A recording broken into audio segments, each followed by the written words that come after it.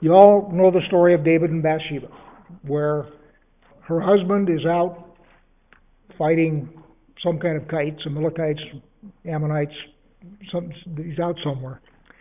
And Bathsheba has just finished her purification after her monthly cycle. And so what she's doing is she is taking a bath on the rooftop. David is on the adjacent rooftop and sees her there and says, "Who is that babe?" And told it's the wife of Uriah. David sends for her, has her brought into the palace. They have a fling there, and she becomes pregnant. David at that point panics and calls Uriah, her husband, back from the front. "Come on back here, I got some instructions for you that I want you to carry forward," or whatever. Uriah comes back, and David is hopeful that he will, having been out in the field for some amount of time, will go visit his wife, and then it will be ambiguous as to who's gotten her pregnant. Uriah is a Boy Scout and says, "No! How can I go home and enjoy my family while everybody else is out fighting? I will stay pure." And David tries to get him drunk, and he tries everything. And Uriah is not going to come close to his wife. So David then sends him back to Joab with a note saying, basically, take this guy, put him in the very hottest part of the battle, and then withdraw so he gets killed. So basically David murders Uriah and then takes Bathsheba as one of his wives. They have one son, and that first son dies. And then the next son she has is Solomon. What I want to show you is a couple of things. Thing one is that Bathsheba is not the naive, innocent young girl that everybody sort of thinks she is.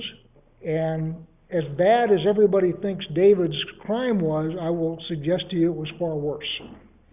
So the first thing we need to do is find out who Bathsheba is. She is the daughter of Eliam, and she is the wife of Uriah the Hittite, and that's 2 Samuel 11:3. Both Eliam and Uriah are members of David's mighty men, his inner circle of warriors. So this is not the tens of thousands of people that came down from Ephraim and Dan and all that kind of stuff that made up the bulk of the army. This is David's elite guard that has been with him since he was running away from Saul in the south. These are the guys that were with him when he took Jerusalem. Remember, David took Jerusalem with his own private guard, not with Saul's army. So these are guys that have lived with him through hardship for years before he ever became king. And this lady Bathsheba is the daughter of one and the wife of another. So these are David's closest, most trusted allies, and he betrays them. That's why I say what he did is actually worse than what most people think of. This wasn't just the wife of some random soldier. This is the wife of one of his closest guard. So who's Eliam? He's one of the mighty men. He's also the son of Ahithophel. Who's Ahithophel? So Ahithophel is the grandfather of Bathsheba, and he is absolutely disgusted with what David has done to his family, because David has taken his granddaughter and has killed his grandson-in-law, I guess you would say, because he can't keep it in his toga. So Ahithophel is furious. So when David's son, Absalom, rebels against David, Ahithophel goes with Absalom. And furthermore, Ahithophel counsels Absalom, all right, the way you're going to make this rebellion succeed is you have to go into your father's concubines to show that there's a new king in town. So the idea is, all right, you committed adultery with my granddaughter. Let's see how you like it when your son takes your concubines. And he does it on top of the roof of the palace so that everybody can see.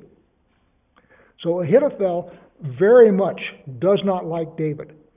And he gives him good advice as to how to make his rebellion succeed. And David gets one of his own counselors in there, and his own counselor gives conflicting advice, and the young man goes with the wrong counselor. At which point Ahithophel goes home and hangs himself because he knows it's over. David's going to win. Okay, so that's sort of the story. But now let's turn and let's look at Bathsheba. Now this girl has grown up in the court. This is no naive young girl. She is a power player. Personally, I'm firmly convinced that she was very much like a Monica Lewinsky flashing her thong at Bill Clinton, and she knew exactly what she was doing when she was on the roof taking her bath. And the reason I say that is, first off, her background. As I say, she is not some naive country girl who just, happens to be the wife of some random guy in Jerusalem. She is the granddaughter and the daughter of people who are the most powerful people in David's court. Second thing is, every time there's a transfer of power, she shows up. Today, she shows up as Adonijah, who, by the way, is the brother of Absalom. And oh, by the way, their mother is a queen. She was the result of a state marriage, and there's a kingdom over in the area of Bashan, Damascus, that area. And she is the daughter of a king of that area, and she was brought in, I think, as a diplomatic marriage. She has 2 children, both of whom I will suggest she has pumped up since birth, that they are of regal lineage, not only by David, but by her, and that they should be king after David. Absalom tries to take it by force. Adonijah tries to just sort of take it by fiat. In other words, I'm going to start acting like a king, and when David's gone, it's just going to fall to me by default. So you have now these 2 very powerful women. You have the mother of Adonijah and Absalom, and you have the mother of Solomon. Both of these gals have grown up in royal courts. In other words, they know how to play the political intrigue game. And so I am convinced that Adonijah and Absalom's mother has pumped them up and got them primed to make a run at the throne. Bathsheba makes a run herself around the end, and she gets her son crowned. And I'm firmly convinced that this is a rivalry between those 2 women, that the young kids are just sort of trailing along. The next thing that's going to happen is, remember, David has a concubine, Abishag, the young woman that gets brought to him in his old age to keep him warm, but he never has relations with her. And she is apparently some kind of a babe, a really good-looking gal. And Adonijah goes to Bathsheba and says, would you talk to my brother Solomon and ask him if I can have Abishag as my wife? Big mistake. And Bathsheba goes into Solomon, and I am suggesting to you there's a parenthetical conversation that does not get recorded in Scripture. And the parenthetical conversation is, your brother hasn't given up. He wants your father's concubine as his wife, and if he gets that, your throne is going to be in danger. And of course, Solomon says, he wants my father's concubine, does he want my throne too? And has him killed. I'm firmly convinced that Bathsheba was in on the decision to take out Adonijah. So she shows up at several key ventures, and she's always there when there's a power transfer that takes place. So I believe, as I said at the beginning, God clearly holds David responsible. There's no question that God holds David responsible. But I have a very strong feeling that she was playing chess while everybody else was playing checkers, and got herself set up so that she becomes the queen. Remember, she was just the wife of one of the mighty men, which is, a good thing. but she got herself set up to be queen. Then she got it set up so her son became king, and then she set it up so his chief rival for the throne is killed.